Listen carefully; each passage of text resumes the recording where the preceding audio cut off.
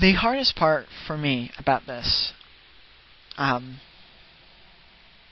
was not losing my mom, because she was never really there, and I knew that.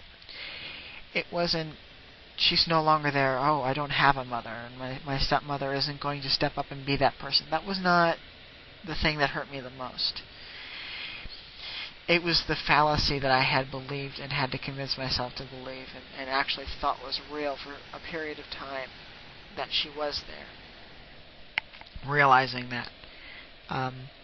And it was the correspondence, because even though she wasn't, there was not necessarily anything that she could consciously do to control this. The wide variety of emails, letters, and phone messages that I got was an emotional roller coaster. People with BPD are kind of similar to a manic depressive, but different. Manic depressives and bipolar, people with bipolar disorder, their emotional sways happen over a period of days or weeks, even months sometimes. Person with BPD, this happens over minutes, hours, and at the largest time yet, days. So I would get, in one day, 3 or 4 different phone messages, ranging from a mother in distress who's trying to reconnect with her son, and desperate, and truly sounding like she really cares, and it sounds almost genuine, to accusatory, with misdirected rage and anger, saying hurtful, mean, terrible things about me, about other people around me, in an attempt to get me to phone back, to some third-party type person who had some newfound clarity, or let's say enlightenment would probably be the better term for it, about the situation, and really wants to talk about the problem, and how can we fix this, and where do we go from here. So for me, listening to the messages or reading the emails every day was an emotional roller coaster. It still is when I get them, because I never know what it's going to be. Is it going to be the person who's persecuting me? Is it going to be the person who is playing the victim? Or is it going to be this person who's trying to come and save the day, which fits the entire dysfunctional triangle? And the only way to avoid dysfunction is to simply not partake in it. Once you get sucked into it, there's no way to stop it. As I said earlier, I had documented, and I continue to document everything that she does. So I think I will go into more detail on it. It's going to be quite a lengthy series, and it's going to be really hard for me to do. But again, if it helps someone, just one person, then it'll all be worth it.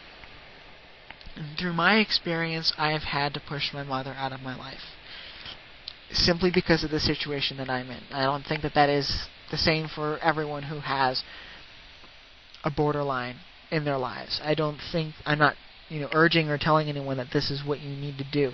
For me, for my circumstances, with the way things were working, I couldn't have it. I couldn't have it. And even though things are still not all that great at home in Michigan, and I still have a lot of other issues to deal with, I have so much more energy than I did before, and I feel so much better about myself, about what I believe in, about just about everything, now that that's been out of my life. It still isn't out of my life. I typically receive email, some form of contact from my mom, via email, phone message, post, whatever way, typically at a week or 2 week intervals. I've bought myself some more time, because, I'll go into that later.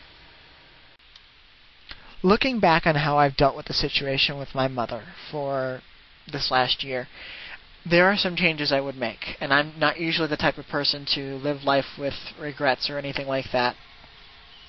But what I did, because the situation was so hurtful and so hard to deal with, and there was so much going on between starting college and all these new things that were happening to me, I really couldn't give the situation the attention it deserved.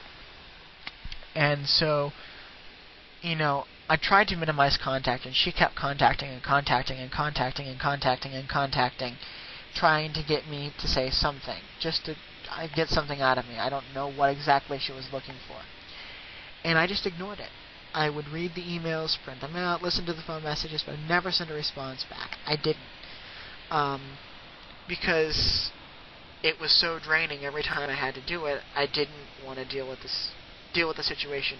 Not at school, because I have one of those work till you die type work ethics. I get that from my parents. It's one thing I really, really like that I've inherited from them.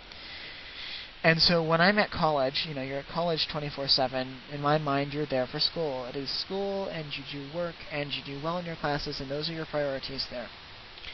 And I didn't want this detracting from that. I wanted to simply put it off until after the school year was over, at which point I'd have a 4-month summer to deal with this and hopefully get it out of the way. So I didn't answer. Basically, for several months, I gave no response. I wouldn't even really know what to say, because it was just that simple.